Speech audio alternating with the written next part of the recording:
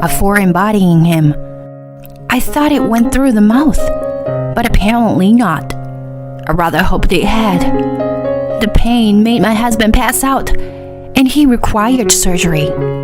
I was so ashamed of him. I had never wished to disappear from the spot so badly in my entire life. I pray to God that I have never had to deal with anything like that again. My name is Kelly.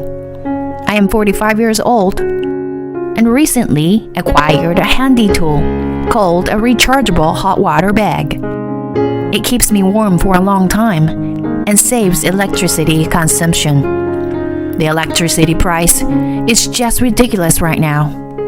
Today, I'd like to tell you about my debacle from one winter. About 10 years ago, my ex-husband Daniel, whom I'd been married for 10 years, was promoted to a director. His company was known to promote in order to seniority, and his speedy promotion was a rare occurrence. Of course, both of us were overjoyed. He had always taken good care of me, even before we were married. His attitude never wavered.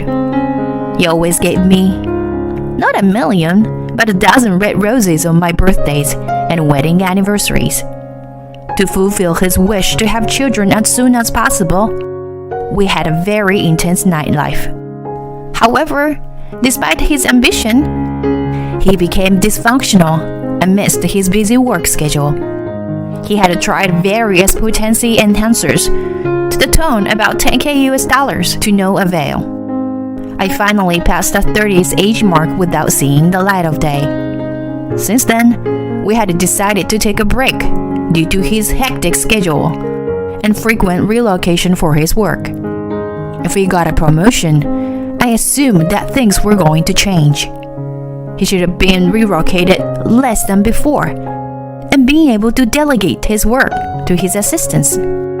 I turned 35 in no time, but there shouldn't have been a problem having and raising at least one child. I was secretly hoping that his promotion wasn't an opportunity to get pregnant. It was wishful thinking. He started coming home from work even later than before. He was busy to begin with and was promoted at a swift pace. I assumed he became even busier. There were a lot of people who struggled to find a job in those days. I told myself to be happy that he was able to keep busy. I tried, but I wasn't happy at all. Days had passed. Gradually, he not only came home late, but also started working on his days off. He supposedly had a newcomer who was incompetent in his team. He said he was trying to make up for the delay. I wanted to tell him to just replace him with someone better and make time for me too. I knew it was a selfish thing to say. I wondered how incapable the person was. If Daniel had to work overtime and even on his days off, and yet there still was a delay every week. I was feeling sorry for him for being burdened. But then, he started to respond to my questions half-heartedly. When I asked him what he wanted to eat for dinner, his response was, I was getting frustrated when it went on in that manner. Let me just serve you a roasted bat then. I even thought of harassing him. On top of that, the night he asked me to make lasagna for him, he went out to dinner with his clients. Even though I knew he had no choice if it was work, I couldn't help but feel angry and lonely. It would have been nice if he at least ate the food I cooked the next day. He never did, since he had to work overtime and had business dinners day after day. He sometimes didn't come home on the night he said he would. It was sad for me to see my food left on the table in the morning, with the wrapping still on it. His business trips also increased, and the opportunities for us to spend time together were gradually decreasing. I started to feel that he should put more effort into making up for our lost time. One day, while I was harboring my frustration, I received a call. Daniel's name was displayed on the screen. It was unusual for him to call me instead of texting during his work hour. I picked up the phone to see what was up, and the caller identified himself as a paramedic. He told me that Daniel was being transported to a hospital for an emergency. He was being taken to a general hospital near his office, and I was asked to come at once. My husband is supposed to be in another state on a business trip today. Where is he being transported from? From a hotel in Midtown.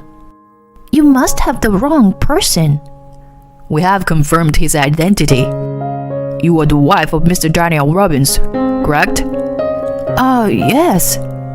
The number on the screen belonged to Daniel.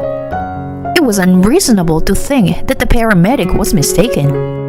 What did it mean that Daniel, who was supposed to be in another state, was being transported from a hotel in the city? My mind was in turmoil from the shock and the situation that I didn't understand. I had no choice but to go to the hospital. I quickly got ready and headed out. When I arrived there, I was faced with even more shocking news. The doctor told me it was an emergency surgery, and I was asked to give my consent. Is it that bad? I gasped. Then the doctor let out a small sigh and closed his eyelids. I started to freak out. I thought it was so serious that he hesitated to explain. I was turning pale when the doctor opened his mouth. There is a foreign body in your husband's rectum. I'm sorry, but I don't understand what you mean. Did he eat something strange? Well, in this case, it was inserted or entered through his anus. When I checked the CT scan, there was a glass bottle inside. I can only assume it was an accident. When I checked the CT scan, there was a glass bottle inside. I can only assume it was an accident. When I saw the bitter smile on the doctor's face, I was so embarrassed that I wanted to disappear. By the way, there was a woman by Daniel's side when he was being transported, but she refused to ride in the ambulance with him. Could you blame her? I would have left right away if I could have. When Daniel woke up after the surgery, I held a small bottle of Chinese energy enhancer that had been removed from his rectum in my hand and said, "Good morning." Kelly, why? Oh, am I in a hospital? Yes, you are. I heard you were taken from a hotel in Midtown, so I rushed here. I waved the bottle from side to side and smiled at him. Oh, really? I'm sorry to have bothered you. That's okay. But what happened to the business trip to meet your client? How the hell did this get in your body? Were you demonstrating some kind of vulgar trick? No way. That's, whatchamacallit. I fell asleep and it got stuck. I don't want to hear any of your bullshit. I've already heard what happened when you were taken. You were with the women. You were having an affair, aren't you? He slightly closed his eyes in response to my question. A few seconds later, yeah, I am. He looked back at me condescendingly. Do you have a problem with it? I got promoted exceptionally fast. Women don't leave me alone. You too would prefer a popular husband, wouldn't you? 35 in women's age is already expired, I don't feel any sexual appeal from you. You're just like my mother to me. It's your fault for not realizing it. If you loved me, you should have held the reins. The asshole ranted in defiance. I was furious at him for cheating on me and saying it wasn't his fault, on top of being carried off in such a pathetic state. It made no sense for me to be blamed. I had to wait for him in the lobby. As the wife of an embarrassing husband, I wanted him to imagine that for a moment. I had forgotten that he had been in surgery just a few hours before. I picked up a nearby vase and was about to throw it at him. That's true. If your wife had held the tighter reins, you might not be in this situation. The doctor appeared suddenly. I see the same case quite often. Somehow, they manage to get things up their anus, but none of them want to tell me why. I thought the doctor was a bit strange. He was smiling and talking cheerfully, but Daniel's face was already red as a tomato. The doctor continued. The largest rectal foreign body I have ever removed was a crystal ball. The patient kept it in for a week or so, and then he came to the hospital when his stomach was swollen. It was an intentional obstruction, which was a very dangerous case. The anal sphincter can tolerate the size of a bottle like yours, but I would urge you to remember that anything over 6 inches in length and 3 inches in width would be dangerous. He seems to know everything. You look a little red. The anesthesia is still working right now, but if you get too excited, the wound will open up and you will have to have the operation again. Oh, I almost forgot. It will also put a strain on the man's vital organs. They will be useless, so please be moderate. He had come to check on Daniel, and after he finished telling him all that, he left laughing. Daniel seems to be puzzled by his explanation. Did you whistle with the woman you were with? I heard she pushed you onto the bedside table, and you fell on your butt. There was that bottle, and you lost consciousness from the pain of it sticking up your anus. The woman you were with was very hesitant to call an ambulance. It would have been critical if treatment was delayed, you know? Thank goodness it wasn't a beer bottle. His face turned pale as a ghost. He hung his head down and seemed to be burned out in shame. Well, you know, honey, let's talk about it. I won't cheat on you anymore. It's not that you won't. It's more like you can't, isn't it? There still might be a chance. We might still be able to have children. Which era do we live in? To use a child as a sign of peace. I don't want children with you. Wait, you are all I've got. I finally understand. Well, that's because your manhead becomes disabled. You will have a hard time finding someone else. I'm going to make a lot of money, you know. Money for surgery? Maybe for more Chinese herbs? Oh my God. I know it's my fault. Please forget me.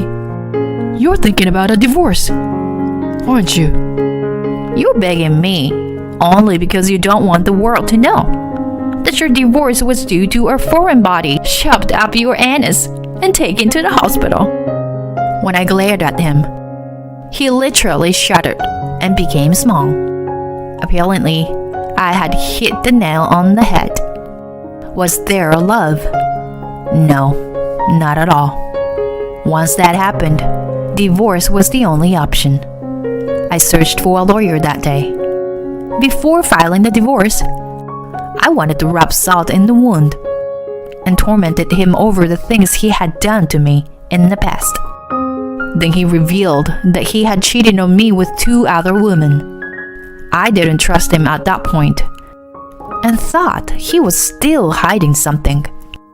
I told him that if he lied to me, I would put sriracha sauce on his wound. He confessed to me that he had one more one-night stand. After the confession, he ran away from the hospital with his unhealed wound and disappeared for a while. After that, I heard that he had really become incapacitated in a true sense. The woman he was having an affair with was his colleague, and there had been rumors that the two were suspicious. In addition, there was another colleague who witnessed a woman refusing to ride in the ambulance in front of the hotel that day. The gossip immediately spread within the workplace. Then, the woman made excuses that she was coerced into a sexual relationship and revealed her history with Daniel.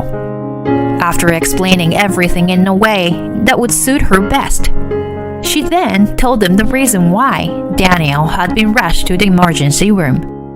Not only did his reputation within the company suffer, but he was demoted and sent to a smaller branch. The woman adamantly claimed that she was the victim and was only transferred to a different department. She was a hard nut to crack. Daniel spiraled down into depression and thought about resigning, but he needed to pay me a large amount of alimony. He turned into an alimony payment machine. There was no way he could resign so easily, and he kept working in shame. On the other hand, I ran into a guy I had known since childhood. We hit it off, got married, and had many children. I'm just kidding. Something like that only happens in movies. It rarely exists in reality. I am currently enjoying my bachelorette life to the max. On Fridays, I enjoy a beer in one hand and a buffalo wings in the other. On weekends, I often enjoy a fancy dinner alone. When I am alone, I don't want to cook on my days off. When you have a partner, days off are sometimes different from each other, and you end up cooking even though you don't want to. When you are alone, you can do whatever you want. I feel like I'm going to enjoy this freedom forever. What? Does that sound too lonely? Well, it's not like I'm going to meet a rich guy who sweeps me off the ground, like in romance novel. Oh, by the way, after my divorce was finalized, I got a few certifications, and now I'm running a matchmaking agency. Should a divorcee give advice? What are you talking about? It's because I've failed once that I can find the best partner for those who come to me for advice. I'm not saying that unmarried people can't do the job, but it's definitely better to have someone who has experienced many things in life to support you. I tell my clients quite often about my own experiences as a bad example. But now, those stories are laughable. They are generally surprised that such a thing really happened. It's a good icebreaker for me to build a relationship with my clients.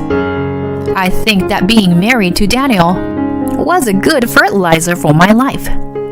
It seemed that many matchmakers often say random things to their clients and force them to meet. Well, behind the scenes, many places are just a scam. I'm trying not to fall into that category. Fortunately, the number of members have increased, and the reviews have been excellent. We don't force people to get together, so we don't have a high success rate in the big agencies do. It's not a very famous one, but my passion is to find an ideal partner for my clients and lead them to a happy marriage. Some people who came to the agency are forced by their parents or public opinion and don't really want to get married. It's not right to find a partner for such a person and make him or her get married. It's totally okay to enjoy a single life like me.